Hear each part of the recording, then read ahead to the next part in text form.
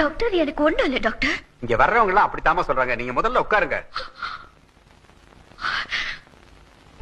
இவருக்கு ஒண்ணும் இல்லையா? Behaviour sir. Sorry doctor, sorry doctor. ஒண்ணும் இல்ல டாக்டர். அத நிக்கிற பாருங்க, அவனுக்கு தான். அவனை செக் பண்ணுங்க. எனக்கு ஒண்ணும் இல்ல டாக்டர். ஹஸ்பண்ட், அண்ணன்,